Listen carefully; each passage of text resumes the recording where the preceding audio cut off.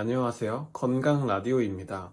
오늘은 평소에 췌장을 관리를 꼭 해야 하는 이유와 췌장이 손상될 때 나타나는 증상, 그리고 췌장과 당뇨를 좋아지게 하는 방법에 대해서 알아보겠습니다. 평소에 췌장을 꼭 관리해야 하는 이유는 췌장은 80% 정도 손상되어도 소화에 인슐린을 어느 정도 분비하기 때문에 뚜렷한 증상이나 통증이 없기 때문입니다. 그런데 이를 제때 관리하지 않으면 만성 췌장염이 되고 당뇨병이 되어서 몸 전체의 건강을 위협하게 되는데요. 그 이유는 췌장이 소화효소를 만들고 인슐린을 만드는 중요한 역할을 하지 못하기 때문입니다. 췌장이 나빠지면서 몸 전체에 염증이 생기는 과정은 다음과 같은데요. 췌장이 나빠지면 우선 몸에 인슐린이 제대로 분비가 되지 않습니다. 그리고 혈액에 당이 많아지고 혈액이 끈적해지면서 혈류가 매우 느려지게 됩니다. 이로 인해서 각 장기에 혈액, 산소 영양이 잘 전달되지 않는데요.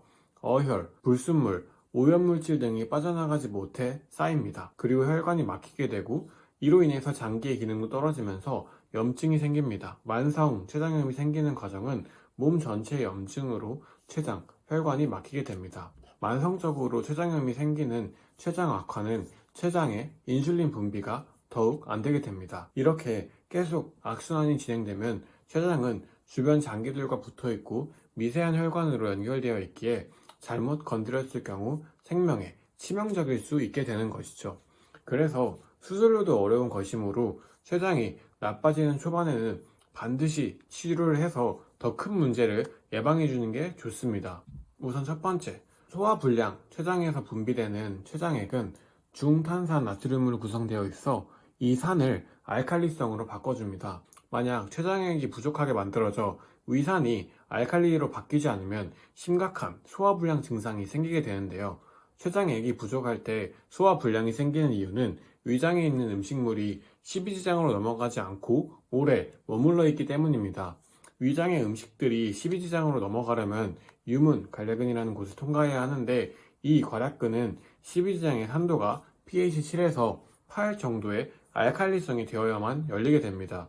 하지만 췌장액이 부족할 경우에는 이런 위산을 중화시키지 못해서 관략근이 열리지 않기 때문에 심한 소화불량, 체기, 메스꺼움, 구토 같은 증상이 생기게 되는 것입니다. 이렇게 나타나는 증상은 소화가 잘 되는 죽을 먹더라도 체기가 쉽게 내려가지 않는 게 특징이라고 할 수 있습니다. 두 번째는 등 통증을 유발할 수 있는데요. 췌장의 위치는 등 쪽에 가까이 있어 복부에 대한 통증과 등 통증이 함께 발생할 수 있습니다. 이는 등 정중앙 한가운데 혹은 약간 왼쪽을 찌르는 듯한 통증 또는 쥐어짜는 듯한 통증이 일어나는 것을 특징이라고 볼 수 있는데요. 췌장 기능이 떨어져서 나타나는 소화불량의 증상은 위장병과는 구별하기 어렵기 때문에 등에 통증이 있냐 없냐를 통해서 췌장염을 판단하기도 합니다. 그래서 복부 통증과 함께 등 통증이 나타나게 되면 췌장염을 의심해보고 병원에 가서 검사를 해봐야 합니다. 세 번째, 지방변입니다. 췌장은 소화기관 중에 유일하게 지방을 분해하도록 돕는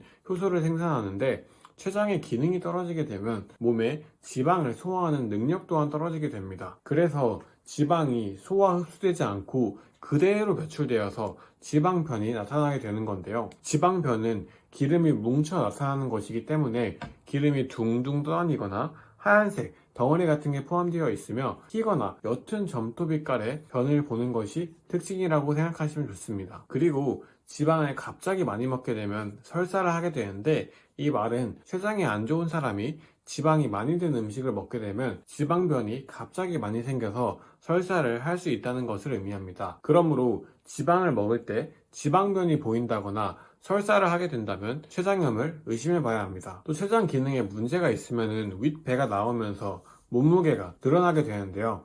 췌장 기능에 문제가 생기면 췌장 주위 장기의 체온이 떨어지게 되는데 이때 우리 몸은 이를 보온하려고 내장 지방을 쌓게 되므로 자연스럽게 윗배가 나오고 몸무게가 늘어나게 되는 것입니다. 그러므로 윗배가 나온다면 췌장염인지 의심해 보세요. 하지만 췌장이 매우 손상되었을 경우에는 소화, 흡수가 잘 되지 않아서 몸무게가 심하게 빠진다는 것을 기억하세요. 네 번째는 황달입니다. 단간의 끝부분은 췌장의 끝부분과 만나서 십이지장으로 향하는 입구가 하나로 이어지는데, 이 부분에 십이지장 유두부라는 괄약근이 있습니다. 이는 음식을 먹으면 호르몬에 의해서 열리거나 닫히면서 감즙이나 췌장액을 분비하게 되는데요. 그런데 췌장이 나빠지면 체액에 노폐물이 많이 생겨서 십이지장 유두부 쪽에 쌓이게 되는데, 이때 괄약근이 좁아지거나 혹은 막히게 되면 담즙이 빠져나가지 못하게 되고 담관을 통해서 빌리루빈이라는 성분이 배출이 되지 않습니다. 그래서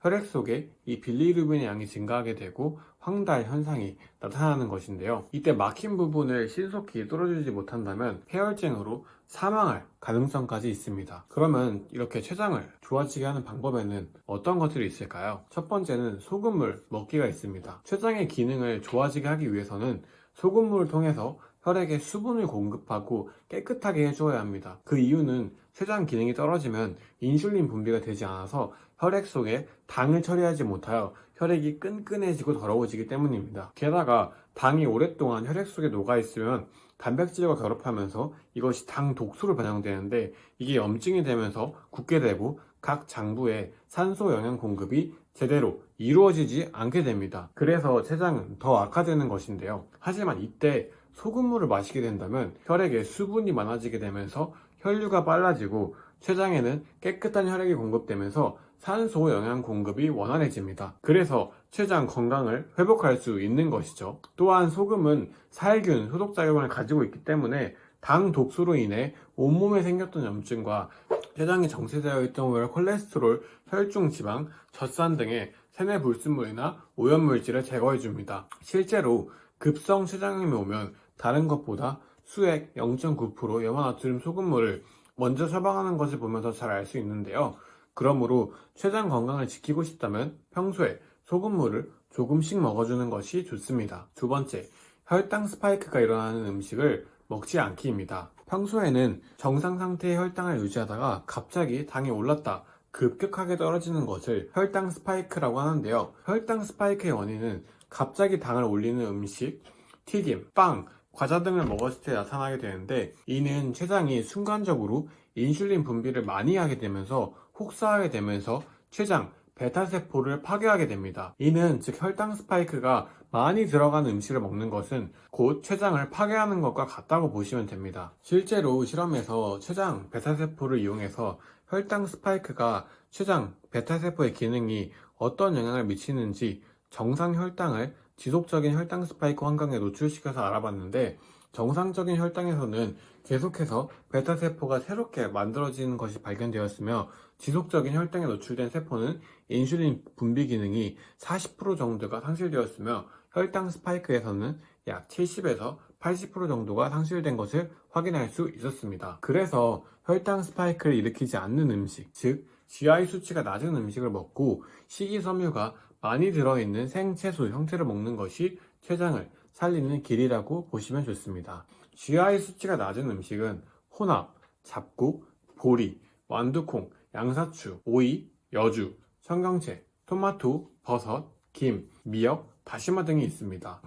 마지막으로는 국제 저명 학술지인 당뇨와 영양에 실린 같은 식품을 먹더라도 혈당 지수를 낮출 수 있는 방법을 알려드리도록 하겠습니다. 첫 번째는 올리브유와 같은 건강한 지방을 곁들이는 것입니다.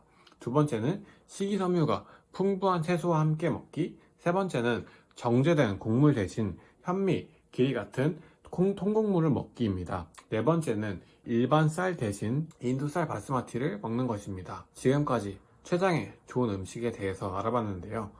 도움이 되셨다면 좋아요를 눌러주시고 구독까지 눌러주시면 좋을 것 같습니다. 앞으로 더 건강에 도움이 되는 정보로 찾아뵙도록 하겠습니다. 감사합니다.